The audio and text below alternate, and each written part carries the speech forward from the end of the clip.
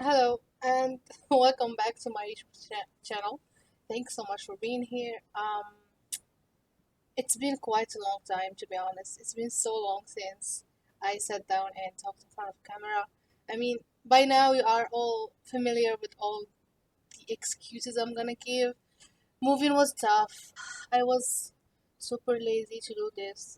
Most of the time, I was like, whenever I wanted to sit in front of a camera, I'm like, I'd rather just read. I don't have anything interesting to say, and that seeps into my subconsciousness, and I just didn't film anything for so long. I think the last video that I posted was 4 months ago, I think. So yeah, it's been quite a long time. The usual moving on stuff. I had a lot of problem with my apartment. I was just not in a good place mentally, and all the shenanigans. You're used to it by now. But for those who are coming back, thank you so much for being here. It means a lot that you didn't lose faith in this little corner on the internet. And since it's been so long since we talked, I was thinking that maybe we can do like rundown on things. I had 2 points to make. First point is why I was away for so long. Second point is I want to talk about the books that I've read so far. Like it's June, so we reached the half point of the year. I'm gonna talk about all the books that I managed to read. I read 18 books, 17 books, and I DNF two books. To be honest, that was impressive. In the circumstances and how things were hectic since the start of the year, I think I managed to do pretty well. Also, I was more enjoying doing other stuff like watching movies. Last year, I downloaded Letterbox and I'm being a clown over there. I think I'm too funny for my own good. I've been watching movies a lot, and that's why my reading compared to last year was not up to date. So, but I'm fine. I'm fine with that. I wanted to do more stuff instead of just reading. There's a lot of arts to discover, and you can discover it through many formats, either books, movies, TV shows. Also, I've been kind of going out alone, trying to enjoy my own company. Most of the time, I'm going out alone, going to the bookshop or going just like to a cafe treat or something like that. So it's been it's been a journey of self discovery, if you know what I mean. I started the year very high on very high expectations, like with the books that I think it's one of my favorite classics and one of my favorite books, which is John Eyre by Charlotte Brontë. This is written as an autobiography of Jane Eyre since her childhood till the day that she gets old and gets married and all of that stuff. And it's quite progressive to give a woman her own voice in the 1800s. I like seeing her struggle, and I believe if we have like third person narration or someone else saying her story, we wouldn't see a lot of the limitations of women back in the 1800s, the struggle that every woman has to go through, and seeing Jane Eyre going through all of this and having a voice of her own to tell all of this was quite impressive and progressive. If you like the gothic vibes, I would recommend reading Jane Eyre. It's a great classic. I've read now two books by the Charlotte sisters, by the Bronte sisters, Jane Eyre by Charlotte Bronte and Wuthering High by the other Bronte. Oh my god, I forgot. Next is a book that, if you follow me on social media, you know that I am obsessed with this author. I think I've read her only series that she has published, The Puppy War, and I was mesmerized. Till this moment, when I'm reading any fantasy, I can't take The Puppy War from the back of my mind. I'm always comparing it to The Puppy War because I don't know, something about it was different. And I'm not here to talk about The Puppy War. I'm here to talk about the author's other book, which is Babel, an arcane history, and it is by, as you know, Arif Kwang. This book, I think this is the only book that I have on Goodreads that I didn't like write a full review, and surprisingly, it has a lot of likes, which I don't understand. Like, I write. I'm not like someone who's very good at writing reviews. I'm always going with what I wanted to say at that moment. But Seeing that I wrote this review and it got this quite attention, it's weird. Anyways, we have Robin.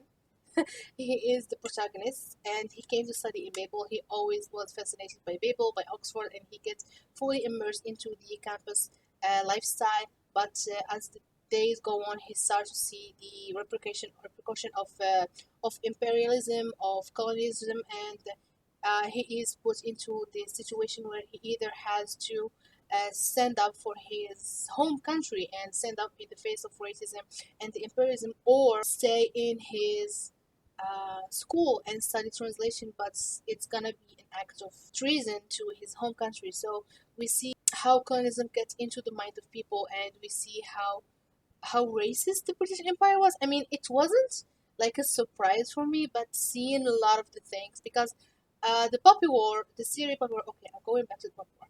The series talks is kind of like a parallel of the Opium War. I know the moral of the story is the British Empire were bad. They were the bad people. So seeing this here, and like the author is always reminding you that this is an alternative history. This is like there's no Babel in Oxford. There's no civil work, which is like the magic. Don't ask me how civil work works because I have no fucking idea how that works. I just read it. I'm like, okay, good for you, but I don't know where this is going. It's magic and something that works with translation. But other than that, I don't remember. I don't understand this. My mind is not that. I'm not that smart to understand that, but I like the aspect of the magic. As I said, the magic system is quite. It's not that hard. I'm just a stupid person, but it's not that hard.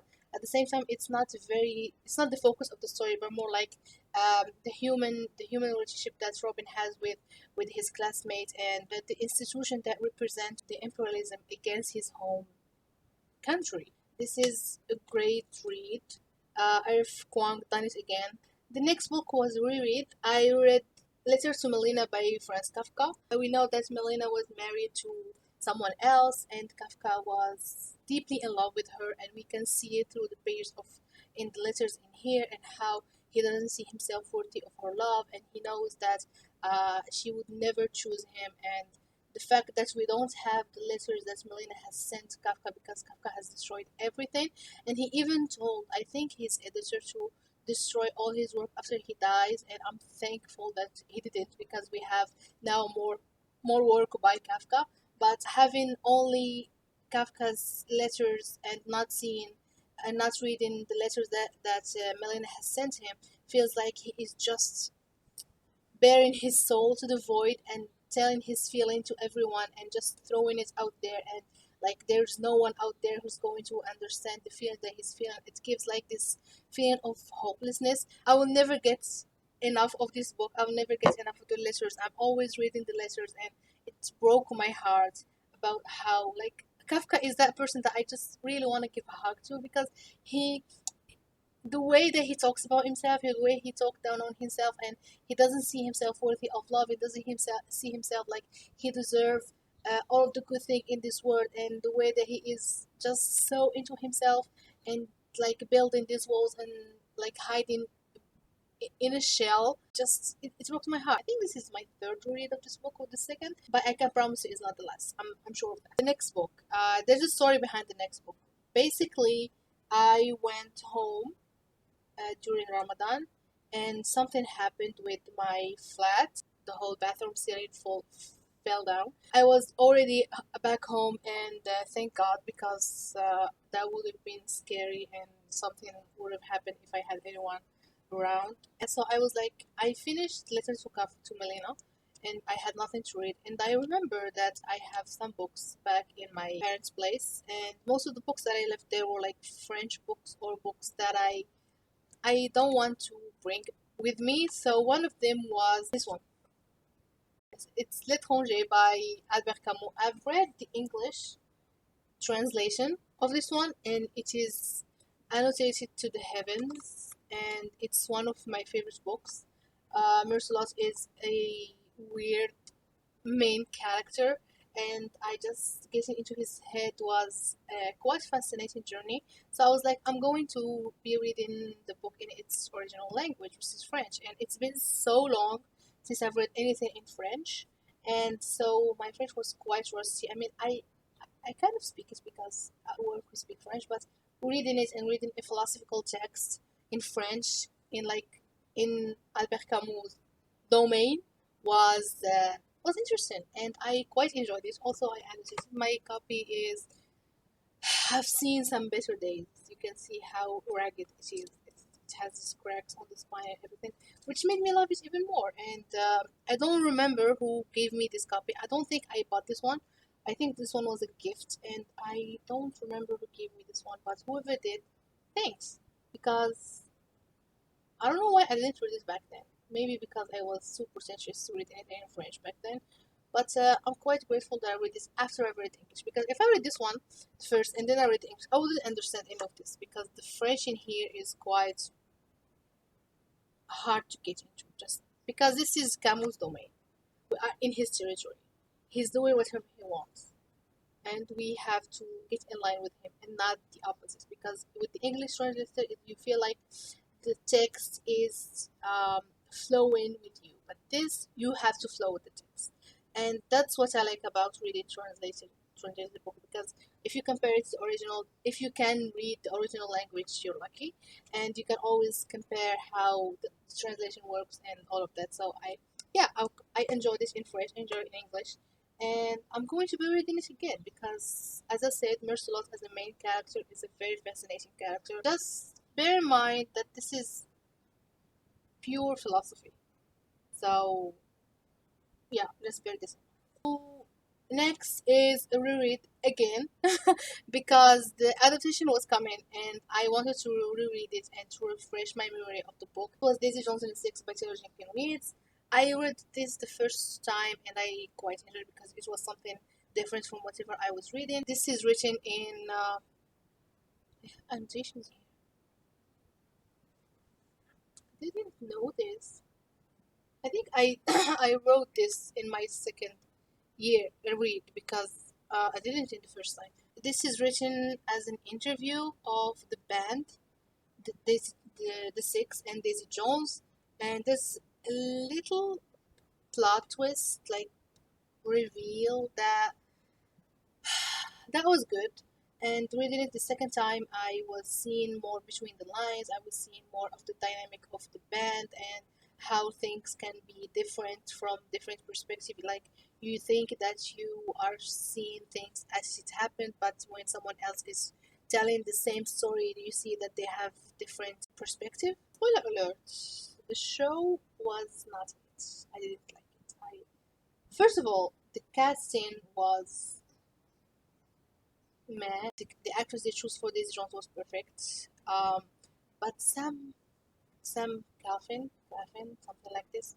He wasn't it. Like his action was he had like two faces. Either he's crying or just like clenching his jaw, and that was it. I didn't finish it. I watched like half of the show. Also, they changed a lot of things in the plot, and they took some characters, and I didn't enjoy it, and it didn't give the feel of the 70s show. It didn't give the same vibes as reading the books, and I was thinking it's going to be so similar to Almost Famous, which is the kind of book, the kind of movie that I was always picturing in the back of my head when I was reading this one.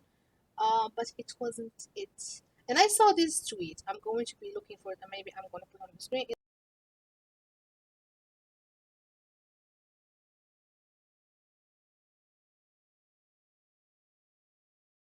So I would say just stick with the book instead. And if you have never read the book, I think you will enjoy the show. But if you are like a die-hard fan of the book and of Taylor Jenkins Reid, you wouldn't enjoy the show as much as you would expect.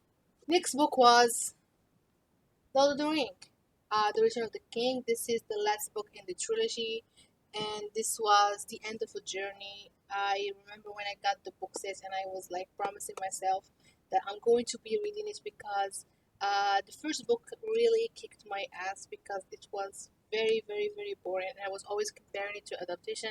The adaptation is very good. Like it's one of the best adaptation you can ever watch. But the book is more boring, if I can say that, and it's more character focused. and there's not a lot of things happening. It focuses more on the characters and the relationship between each other instead of like what's happening in the background and all of that stuff. But yeah, this was the end of a journey. I quite enjoyed this. My favorite book from the whole trilogy is the second one, The Two Towers. I loved it so much. The Hobbit also was great, but The Two Towers is something else. I like this. I like this one also. I mean, it was quite good ending for the series.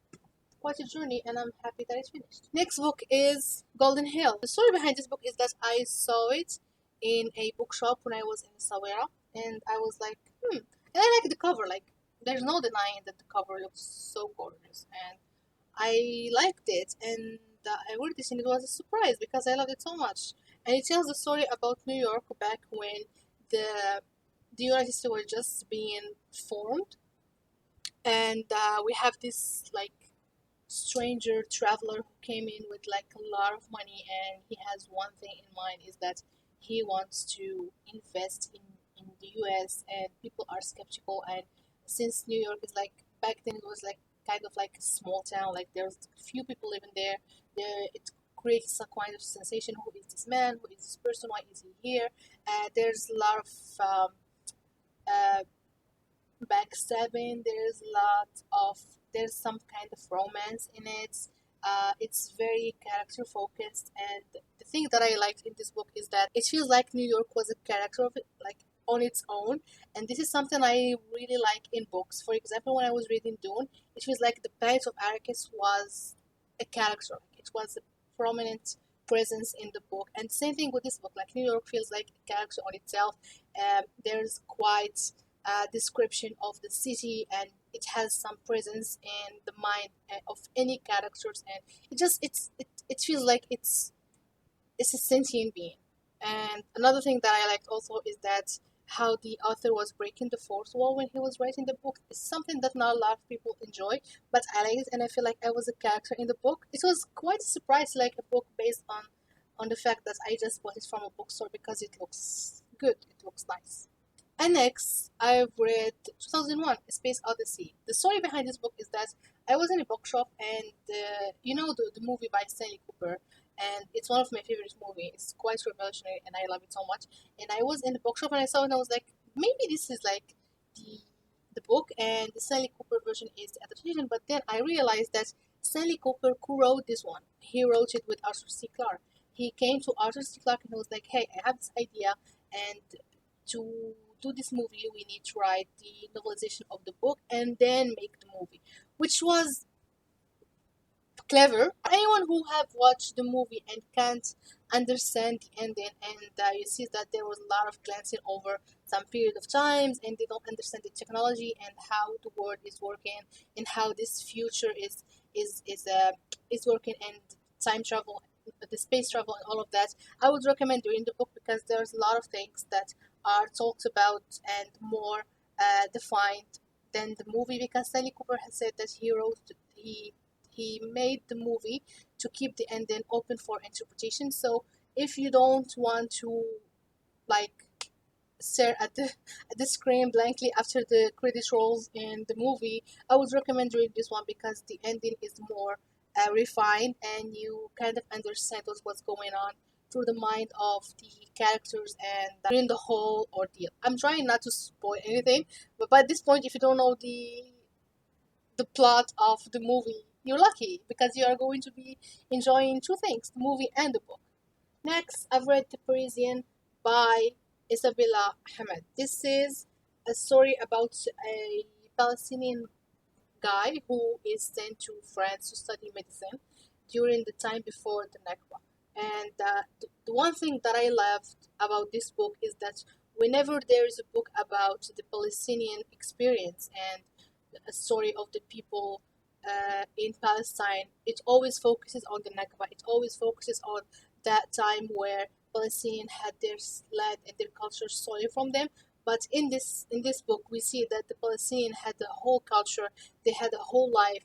They were just like anyone else, enjoying their time in their land and enjoying time and making like they have the normal mundane things like trying to make a living, going to work and seeing the struggles of making it to the end of the day, and the people that are around you and the gossip and trying to marry the person that you love and seeing there's a lot of things that you have to work out before starting a new chapter with someone else. All of this are in this book, and it feels like the Nakba is in the back of the mind of everyone.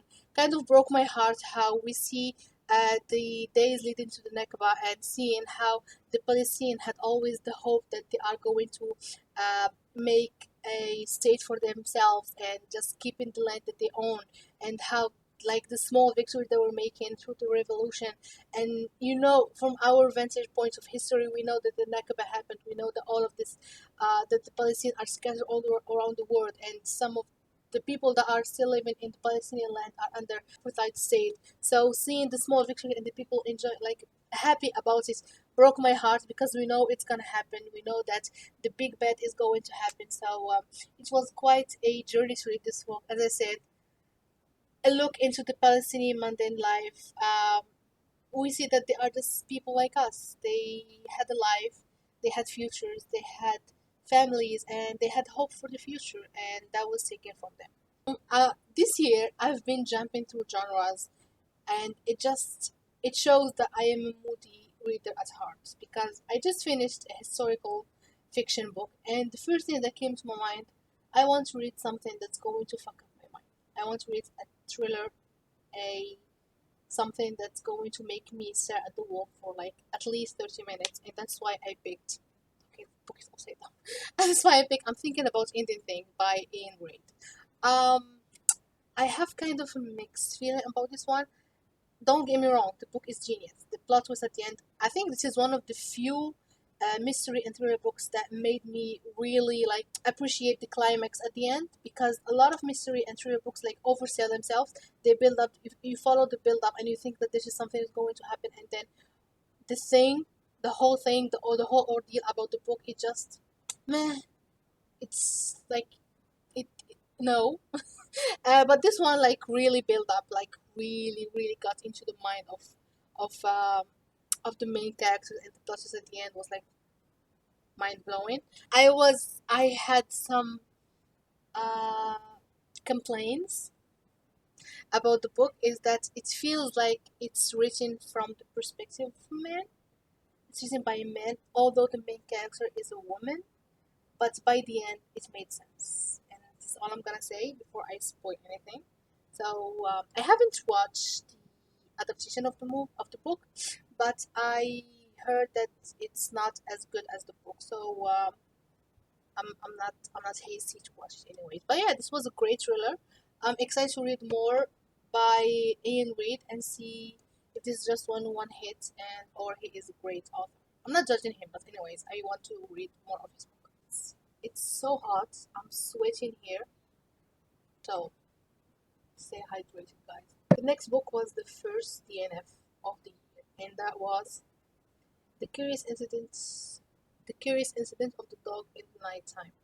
This is a book written from the perspective of a teenager with the Asperger's syndrome, and I believe that we need more voices like this. We need people to have their own voices. But for me, it wasn't it. Maybe one day in the future I'm going to be able to read it, but otherwise, for now, I DNF'd it. I think I read like around 40 pages, 50 pages, and as I said, I'm a moody reader, and it didn't match what I wanted at that moment.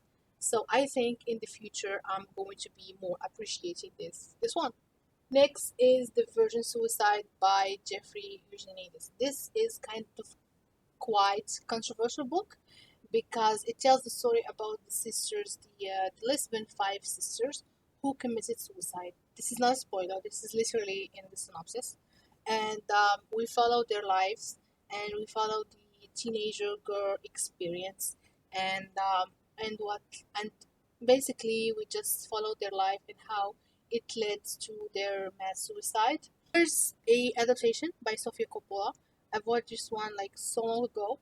Sofia Coppola is one of my favorite filmmakers, and she had quite like a female perspective touch to the movie that the book didn't have and it lacked. Because I believe if it was written by a woman, it would be more not interesting, but it will have more nuance into it. The book is good, the adaptation is great, so I would recommend both. Spice it up. Next is The Plague by Albert Camus. Again, back with my boy. This is a fiction. Like, what I'm saying, this is a novel. So basically, it's fiction. It tells the story about a town in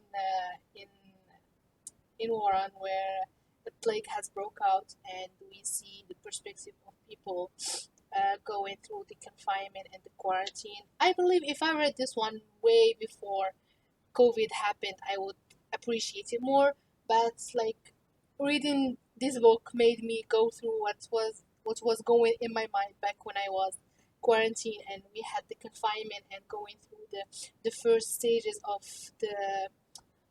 the epidemic, and like how our life like took a pause, and we start to appreciate more stuff, and we start to see that a lot of the things that we were doing in our life were like nonsense and all of that. So yeah, I think if I've read this one before COVID, I would appreciate it more because it was like reading a autobiography of what was happening during the epidemic, and I didn't appreciate. I was having more flashbacks, and no, I was like no, but I quite enjoy it. I enjoy my boy anyways, whatever he writes. Yeah, I just realized that I've read 3 books by him this year, so maybe it's a phase, or maybe I found my favorite author. Who knows? Next book is definitely by my favorite author, which is Public History and Other Short Stories by Alice Smith. This is a collection of short stories written by Alice Smith, and between each story we have her interview with one of her friends talking about the importance of public libraries and reading and books in their lives. As I said, Alice Smith is one of my favorite authors, if not my favorite author. I've read 2 books by her so far. This one is the third. Each time she surprises me. She has a way of writing that feels like someone is like sitting down and telling you a story, and you're trying to follow what they are saying, but it's kind of entrances your mind, and by the end you're like, I'm so glad that you told me this story. I'm going to be cherishing it for the rest of my life.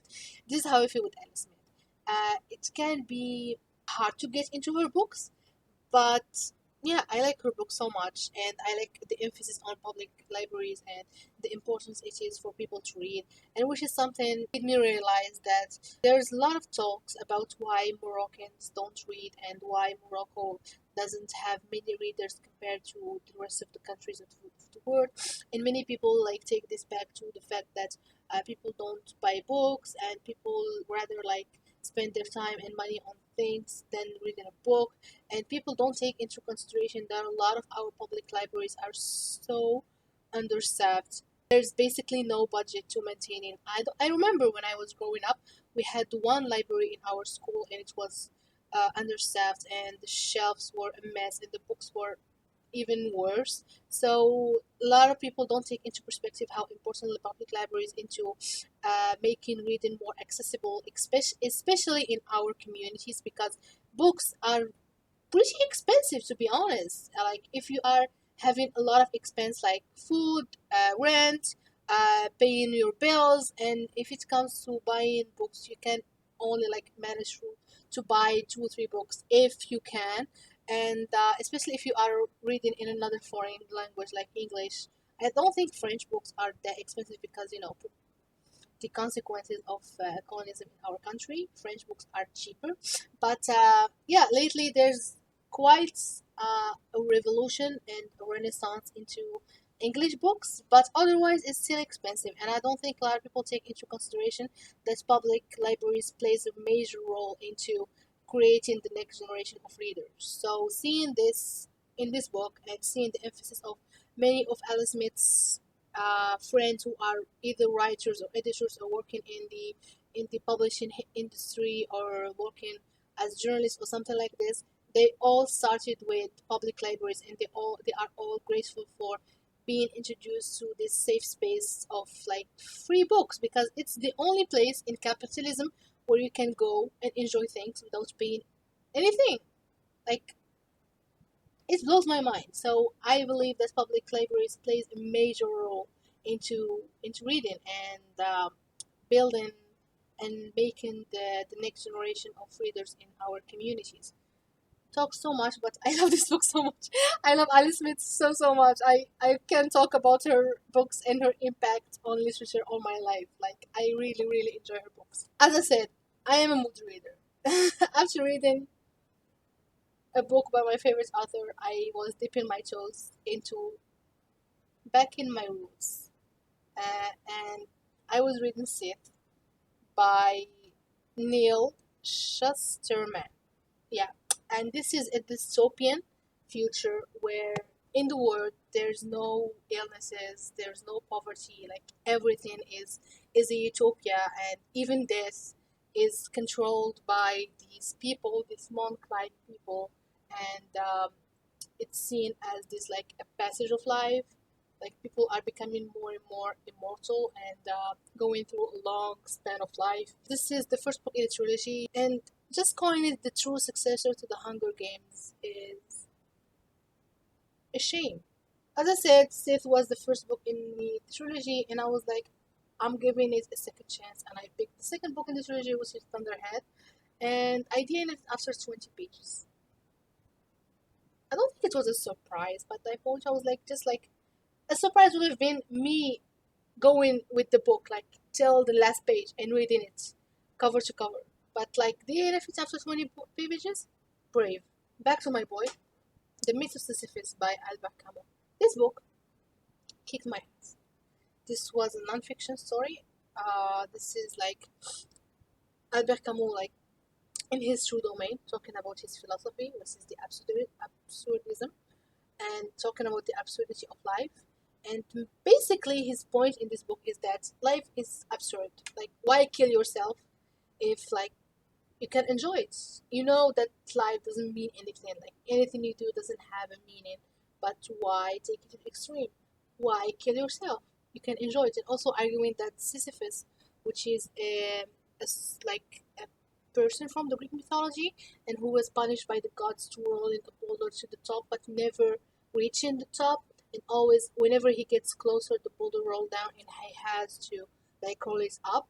He argues that Sisyphus is like the golden boy of absurdism, because he knows that the goal is like, he knows that the boulder is going to roll down, but he just enjoying the experience. He's there for the vibes, you know, and that was his whole point. And it took me so long to read. I kid you not. And I was using memes to understand this one. Memes, guys. I was using memes to understand it because it was pure philosophy. I think this is the only book by Albert Camus that I have no interest to read in French, because, as I said, here in English we were in his domain. Imagine reading it in French when he was taking full reign of whatever he wanted to say. I can't. I couldn't. Yeah, but either way, it was a great read. I would read anything by Albert Camus. As I said, this is a phase. This is my favorite author. We'll see when. If I pick the fourth book this year, it's 100% a phase. Because if I like an author, I don't read his books one after the other. I'm always taking my time, enjoying it. But I hope it's not a phase. I hope so. I really hope so. Next, I read the Tragedy of Macbeth by William Shakespeare, and I just want to show you my beautiful copy that I. Okay, my camera died, and I don't remember what I was talking about. I was talking about Macbeth. I found this copy, this gorgeous leather bound copy of Macbeth in an antique shop. I was so happy because I got it for cheap. I got it around for 18 dirhams, which is around 7-8 bucks, for something that is out of print, and it's published like in 1946. And on the first page, there's like a small letter. So basically, this one was sent as a present for someone else, and I'm so happy that it ended in my hands, because yeah, I love this kind of books to have on my personal library. But Tragedy of Macbeth by William Shakespeare, it's a story about the danger of prophecy. It's a story about the danger of ambition. It's a quite study of the femme fatale and the female rage. This is quite the talk these days on TikTok. So I believe the Lady Macbeth is the emphasis on female rage. Great play. You don't need me to emphasize that because there's a lot of people out there saying that this is William Shakespeare, guys. So we're getting close to the end. So if you made it to this part, thank you so much. Stay hydrated because it's quite so hot right now. I think it's 28 degrees outside, so I'm dying. I'm really dying. The next book is also a French book, but I read the English translation, of course, and it is Bonjour, Tristesse by Françoise Sagan. This edition has two of her stories, Bonjour, Tristesse and A Certain Smile. This is the perfect summer read, guys. This takes place in the French Riviera. This takes place in a time where France is just like coming from like embracing the full bourgeoisie lifestyle. We have people going to clubs. It's summer. There's beaches. There's like villas looking over the water. There's they lounging in the sand. Perfect summer read, guys. And reading it indoors was a torture for me. I love this book so much. The second story, its edition was so great also. But Françoise Sagan is growing on me. Her philosophy is quite similar to de Beauvoir. I enjoyed it. Perfect summer read. Don't let the title like confuse you or trick you. As I said, Bonjour Tristesse, but it's good. Anyways, there's a movie adaptation, so good, and also I learned there's a song called Bonjour Tristesse. Oh my god, it was played in the movie, and I loved it so much. So yeah, read this book, watch the adaptation, and you're going to have the time of your life. I hope. And lastly, the last book that I read, I finished this one last week. It's called Oh William by Elizabeth Strauss. It was so good. The narration and the writing style is so good, guys. It's like there's a maturity in the way that Lucy talks about love and relationships and marriages. Like I always read books about people in their 20s and 30s, like the passion of falling in love and how everything feels like so vivid and so real and like so full of passion. But when for people who are like where they're for senior citizens, it's more like looking for a comfort and looking for a place to just like be be secure with themselves. Like I really love how Lucy is saying it's talking about her life. Like she goes to some place and like she gives you a flashback, and then in that flashback it reminds of something else. Like this jumping between flashbacks is like seeing someone who has lived a full life, and then things are connected through memories and through like sense and through places. It just I wish, like, I really hope that I reach this kind of security in myself and this kind of maturity in the relationship I have with my friend and like with the people that I love when I'm in my 40s and 50s and 60s compared to the uncertainties that comes with being in your 20s and your 30s. Because I mean I love this book. These are the books that I read so far. I'm currently reading The Master and Margarita by Mikhail something. I don't remember his last name.